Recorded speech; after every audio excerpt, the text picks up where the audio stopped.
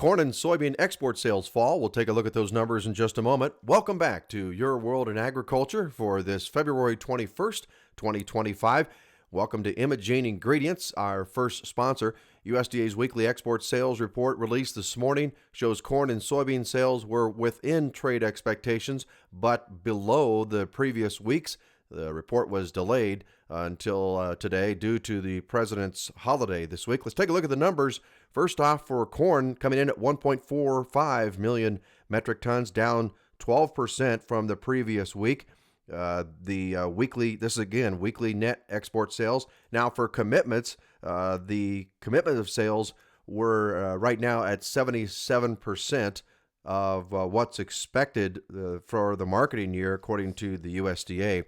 But again, these commitments of sales are an accumulation of the accumulated sales and outstanding sales. So again, corn, the pace right now of sales at 77%. We are in week 24.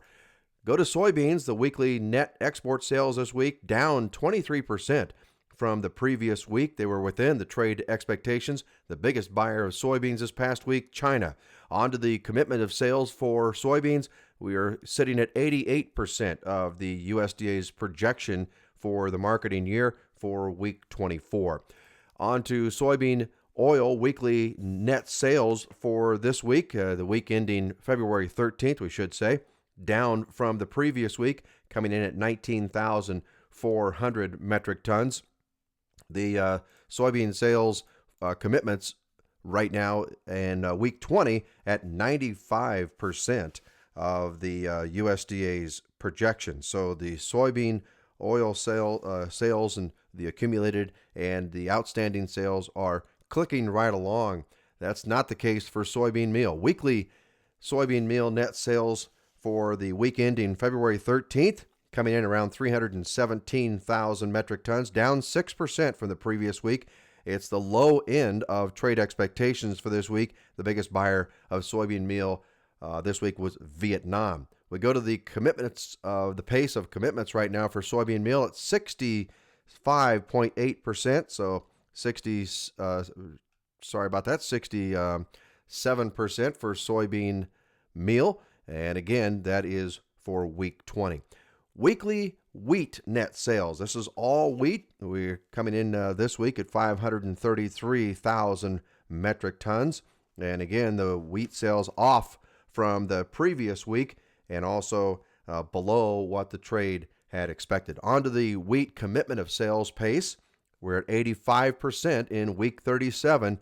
So again, the wheat sales could pick it up if it wants to make use of its pace to get to the USDA's projection of 23.13 million metric tons. So again, right now we're at total commitments of 19.68 for wheat and the USDA projection of 23. We are above last year's pace at this time of 17.81. So there you have it. Those are the numbers from the weekly export sales report from today. Again, delayed because of the president's holiday. Other notes to mention: International Grains Council cut world corn production this week by 3 million metric tons. Consumption and stocks decreased as well.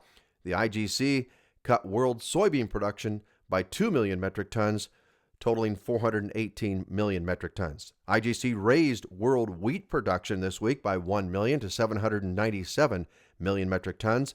Wheat stocks estimate fell 1 million metric tons to 264.